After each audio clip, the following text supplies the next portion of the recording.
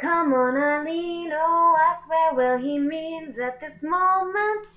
You mean everything, you in that dress, my thoughts, I confess, verge on dirty. Oh, come on, Eileen. Today I'm going to do something that's just a little bit different. Some of you who've been watching for a long time probably remember when I baked a cake on here. It was a strawberry lemon sort of cake, and it was delicious. So I'm going to dip back into my kitchen, and I'm going to bake something today because I don't really feel like talking or expressing my opinion on anything. That probably blows your mind, huh? Today is Valentine's Day, and I don't really have anything to say about it. But it seems to be the only thing that's on my mind for some reason. So I'm gonna take my mind away from Valentine's Day, away from the fact that I don't even have my dog to cuddle with, and I'm gonna bake some banana bread. It's really easy to make. I don't even follow a recipe, so those of you who want really quick and easy banana bread and you don't wanna have to follow a recipe, I can help you out with that because I have a banana bread recipe that I just kinda make up as I go along. Now, right off the bat, I'm going to put my hair up because nobody wants to get one of these in their banana bread.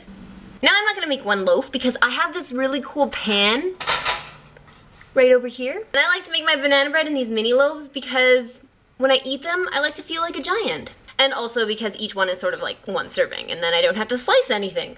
I'm super lazy. Now first, I'm gonna grease my pan. That is not a euphemism.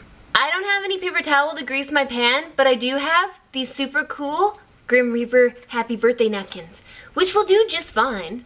Most people who have common sense know why I'm doing this. You don't want your loaves to stick to the bottom of the pan. Some people also might opt to flour the bottom of the pan.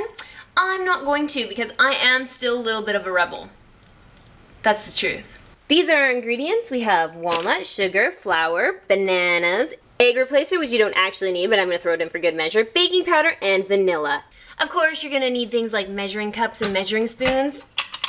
First, we're gonna put bananas in a bowl and we're gonna mash them. That's pretty simple. I mean, I can't really see how anybody can mess that up. I don't know how many people out there have really badly ripened bananas in their freezer and they're black. These work fine, and I've actually found the trick is when you wanna peel them, just run them under water and the skin just peels right off.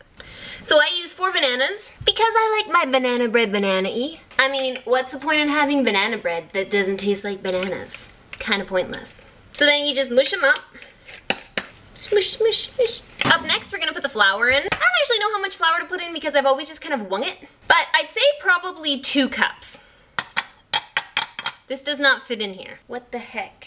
So 2 cups or 8 1/4 of a cup.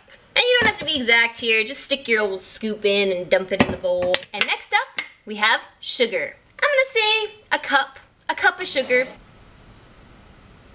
This is kind of how I measure vanilla. Voila. I would say that's probably about a teaspoon. I find that when all else fails, always go for the teaspoon when measuring vanilla, baking powder, baking soda. You can't really go wrong with a teaspoon, except for salt. Never put a whole teaspoon of salt in anything. It's usually just like a pinch or a dash or 1/4 of a teaspoon or something small because you don't want your baked goods to taste all salty and disgusting. So I'm gonna put some baking powder in. I would say probably a teaspoon. You guys knew I was gonna say that, didn't you? Now here's the thing, you need a little bit of a liquid to stir this up. Not a lot because bananas are already quite moist themselves. Moist, that terrible word. So I would suggest just like 1/2 cup of almond milk. And I'm gonna put in my egg replacer. And the last ingredient I'm gonna put in, walnuts. I like walnuts in my banana bread. I don't like chocolate chips in my banana bread, but I do like dates in my banana bread. Unfortunately, I don't have any dates. I'm dateless on Valentine's Day. Do you get my joke? I'm really funny. So for the walnuts, I mean, I just take a handful and scrunch them up and put them in. All right, so this is what it looks like, and we're gonna give it a quick stir. But I need both hands. So I'm gonna put the camera back here. And there's our batter. So you just scoop out your batter until your batter's all gone. And it's probably best if you try not to make a big gigantic mess like I am.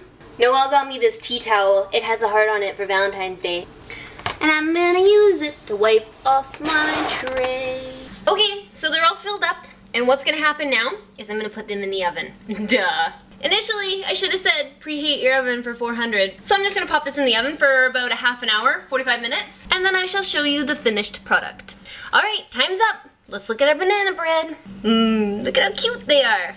And they smell so banana-y. Job well done, people. Job well done. It's really good. Alright, that's it for this week, peeps. And I'll see you all again next week for another edition of That Girl Tyson.